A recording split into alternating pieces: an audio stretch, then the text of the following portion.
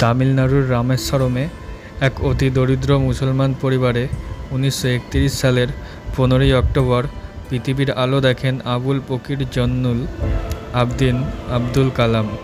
পিতা জয়নাল আবেদিন খুব বেশি শিক্ষিত মানুষ ছিলেন না, তিনি ছিলেন সাধারণ মৎস্যজীবী।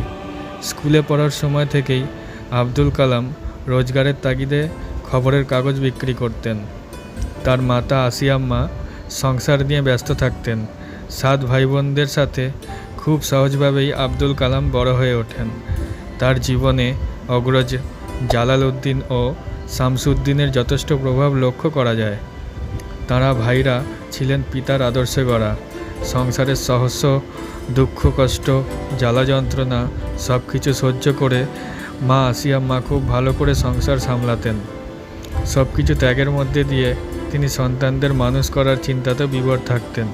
যদিও কালামের পূর্বপুরুষরা ধনী ব্যবসায়ী ছিলেন, পরিবারটি কঠিন সময় নেমে এসেছিল এবং কালাম তার পরিবারের সামান্য আয়ের যোগান দিতে ছোটবেলায় সংবাদপত্র বিক্রি করতেন। কালাম রামানাথপুরমের একটি স্কুলে অধ্যয়ন করেন এবং তিরুচিরাপল্লীর সেন্ট জোসেফ কলেজ থেকে পদার্থবিদ্যায় ডিগ্রি অর্জন করেন। 1955 সালে তিনি মাদ্রাজ ইনস্টিটিউট অফ টেকনোলজিতে যান মহাকাশ প্রকৌশলের জন্য। তার ফাইটার পাইলট হওয়ার স্বপ্ন ভেস্তে যায় যখন সে অল্প ব্যবধানে কোয়ালিফায়ার মিস করে। তিনি 9ম স্থানে ছিলেন, কিন্তু আইএএফ এর কাছে মাত্র 8টি পদ পাওয়া যায়। এরপরে প্রতিরক্ষা গবেষণা ও উন্নয়ন সংস্থার ডিআরডিও অ্যারোনটিক্যাল ডেভেলপমেন্ট এস্টাবলিশমেন্টে বিজ্ঞানী হিসাবে চাকরি পান। তিনি বিশিষ্ট বিজ্ঞানী বিক্রম সারাভাইয়ের অধীনেও কাজ করেছেন। কালামকে 1969 সালে ইন্ডিয়ান স্পেস রিসার্চ অর্গানাইজেশনে ইসরো স্থানান্তর করা হয়েছিল। ইসরোতে তিনি স্যাটেলাইট লঞ্চ ভেহিকেল এসএলভি এর প্রজেক্ট ডিরেক্টর ছিলেন, যেটি 1980 সালে রোহিণীকে সফলভাবে কক্ষপথে স্থাপন করেছিল। এটি ছিল ভারতের প্রথম SLV. Kalam polar satellite launch vehicle PSLV তৈরিতেও কাজ করেছেন। তিনি এসএলভি প্রযুক্তি থেকে ব্যালিস্টিক ক্ষেপণাস্ত্র তৈরির জন্য প্রজেক্ট ভ্যালিয়েন্ট এবং প্রজেক্ট ডেভিল নামে 2টি প্রকল্পের পরিচালকও ছিলেন।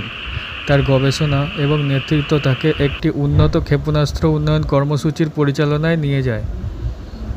আর ভেঙ্কটরামান যখন প্রতিরক্ষা মন্ত্রী ছিলেন, কালামকে ইন্টিগ্রেটেড গাইডেড মিসাইল ডেভেলপমেন্ট প্রোগ্রামের প্রধান নির্বাহী নিযুক্ত করা হয়েছিল, যেটি একটি ক্ষেপণাস্ত্রের বহর তৈরির লক্ষ্যে একটি প্রকল্প ছিল। ব্যালিস্টিক ক্ষেপণাস্ত্র প্রযুক্তির উন্নয়নে কাজের জন্য তিনি ভারতের মিসাইল ম্যান হিসাবে পরিচিত ছিলেন। 1992 থেকে 1999 সাল পর্যন্ত কালাম প্রধানমন্ত্রীর প্রধান বৈজ্ঞানিক উপদেষ্টা এবং ডিআরডিও এর সচিব ছিলেন। পোখরান পরীক্ষার সময় কালাম প্রধান প্রকল্প সমন্বয়কারী ছিলেন। এই সময়ে কালাম ভারতের সবচেয়ে বিখ্যাত বিজ্ঞানী হয়ে ওঠেন। 2002 সালে আব্দুল কালাম ভারতের 11তম রাষ্ট্রপতি নির্বাচিত হন। বিপুল ভোটে জিতেছিলেন তিনিই প্রথম বিজ্ঞানী যিনি ভারতের রাষ্ট্রপতি হয়েছিলেন এবং ঘটনাক্রমে প্রথম ব্যাচেলরও। রাষ্ট্রপতি হিসাবে কালামের মেয়াদ 2007 সাল পর্যন্ত পূর্ণ মেয়াদ স্থায়ী হয়েছিল। তা রাষ্ট্রপতির অফিসের জন্যই উপকারী ছিল। তাকে গণপ্রধান বলা হয়। মানুষের মধ্যে, বিশেষ করে স্কুলের ছেলে মেয়েদের মধ্যে তার জনপ্রিয়তা বেড়ে যায়। তিনি দেশের অনেক জায়গা পরিদর্শন করেন এবং তার বক্তৃতা তাদের অনুপ্রেরণামূলক বিষয়বস্তুর জন্য জনপ্রিয় হয়ে ওঠে। তাকে দ্বিতীয় মেয়াদে দাঁড়ানোর জন্য জনগণের চাপ সত্ত্বেও তিনি প্রতিদ্বন্দ্বিতা না করার সিদ্ধান্ত নেন। রাষ্ট্রপতি হওয়ার পর Kalam IIM Ahmedabad, IIM Shillong, IIM Indore, Indian Institute of Science Bangalore, Anna university ইত্যাদিতে ভিজিটিং প্রফেসর হয়েছিলেন। আব্দুল কালাম 27 জুলাই 2015-এ আইআইএম শিলংয়ে বক্তৃতা দেওয়ার সময় হৃদরোগে আক্রান্ত হয়ে মারা যান। ভারত সরকার 7 দিনের রাষ্ট্রীয় শোক ঘোষণা করে তার মৃত্যুতে ব্যাপক শোক প্রকাশ করেছিল। জাতিসংঘ সহ বিভিন্ন দেশের সরকার তাকে শোক প্রকাশ করেছে। তাকে তার জন্মভূমি রামেশ্বরমে পূর্ণ রাষ্ট্রীয় সম্মানের সাথে সমাহিত করা হয়। আব্দুল কালাম ছিলেন একজন সততার মানুষ, যিনি তার সততার জন্য পরিচিত ছিলেন। মৃত্যুর পর তিনি কোনো ব্যক্তিগত সম্পদ রেখে যাননি, তার বই, ল্যাপটপ ইত্যাদি কিছু ব্যক্তিগত সম্পদ ব্যতীত। তিনি বিভিন্ন ধর্মের শিক্ষায় জ্ঞানী ছিলেন এবং আত্মধর্মীয় সংলাপের প্রতীক হয়ে উঠেছেন। এপিজে আব্দুল কালাম জিতেছেন কয়েকটি পুরস্কার ও সম্মাননা।